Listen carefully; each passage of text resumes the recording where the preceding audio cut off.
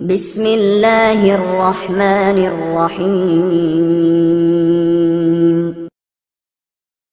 ایک بادشاہ کے پاس ایک یہودی آیا اور اس نے بادشاہ سلامت سے 3 حکمت سے بھرے سوال کیے۔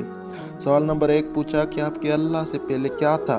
بادشاہ پریشان ہو گیا، میں اس کا کیا جواب دوں گا؟ دوسرا سوال کیا کہ آپ کا اللہ اس وقت کیا کر رہا ہے؟ بادشاہ پھر حیران ہو کر خاموش رہا، اور اس نے تیسرا سوال پوچھا، آپ کا اللہ اس وقت کہاں ہے؟ وہ بادشاہ بھی تھا اور عالم بھی تھا۔ اس نے کہا، مجھے ان سوالات کے جوابات معلوم نہیں ہیں۔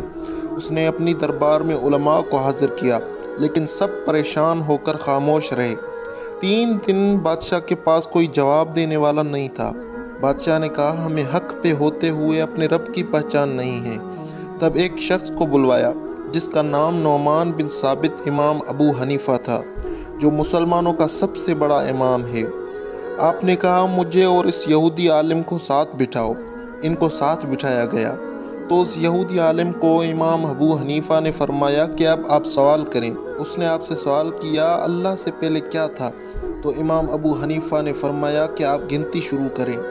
یہودی عالم نے 1 سے 10 تک گنتی کی۔ امام ابو حنیفہ نے فرمایا، آپ غلط گنتی کر رہے ہیں۔ یہودی پریشان ہوا، اس نے الٹا گننا شروع کیا، یعنی 10 سے 1 تک۔ امام صاحب نے پھر فرمایا، آپ غلط گنتی کر رہے ہیں۔ یہودی پھر پریشان ہوا۔ امام ابو حنیفہ نے فرمایا، 1 سے پہلے گنو۔ یہودی نے کہا کہ 1 سے پہلے تو کچھ نہیں ہے۔ تو امام ابو حنیفہ نے فرمایا کہ اللہ سے پہلے بھی کچھ نہیں تھا۔ ایک سوال یہودی عالم کا کلیئر ہو گیا۔ اللہ تعالیٰ نے اپنے قرآن میں بھی فرمایا، هو الاول، وہ سب سے اول ہے کہ ان سے پہلے کچھ نہیں۔ هو الآخر، وہ سب سے آخر ہیں، جب کچھ نہیں ہوگا تب صرف پروردگار کی ذات ہوگی۔ دوسرا سوال کیا کہ اس وقت آپ کا اللہ کہاں ہے؟ تو آپ نے فرمایا، یہ تو بالکل آسان ہے، آپ اس کی مخلوقات دیکھیں۔